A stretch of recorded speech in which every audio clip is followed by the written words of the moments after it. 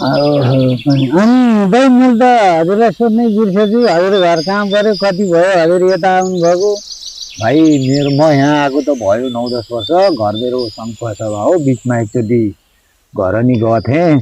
अब त्यस्तै यो अब नेपालमा राजनीतिक पहुँच नभएपछि अब देशको माटोले हामीलाई चिन्न सकेन। अब यही विदेशको माटोमा अब जवानी सबै सकिसक्यो। अब यसैसँग सेलाउने होला जस्तो लाग्छ कहिले कहिले त। होला त होला, अब यस्तै छ नेपालको राजनीति। अब नेताहरूलाई भोट मात्रै हो, हामी जस्तो जनता अर्काको देशमा उड्चरन परेछ। चराएर नि सुख त कहाँ छ त, एउटा फग्लाको मर्देला भन्ने फेरि कमाएको पैसा सबै फाइनै हानिरहन्छ। अब आएको 5 महिना भयो, अहिलेसम्म 1 रुपियाँ घर पठाउन सकेका छैन। उसले पहिलो पटक प्रदेश टेक्यो।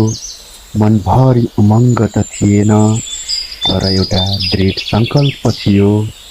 सङ्घर्ष गर्छु, कमाउँछु र घर फर्किनेछु।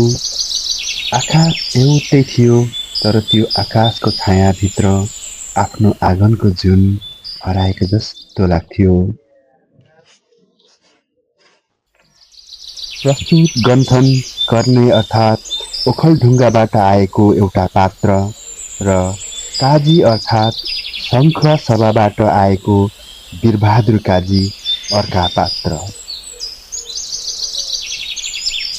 अब केही समय अघि जाउँ कसरी बिरेर गर्ने यो परदेशी भूमिमा भेटिए।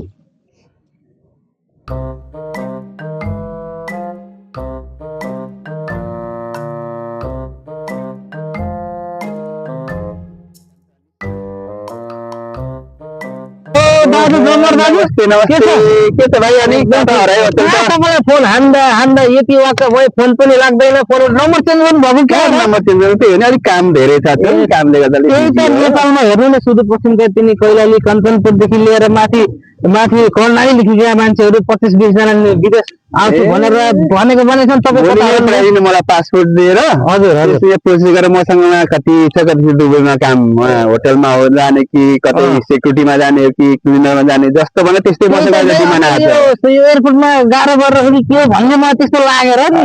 गाह्रो त्यस्तै के पठाइदियो हुन्छ भोलि है। ल हस् ल।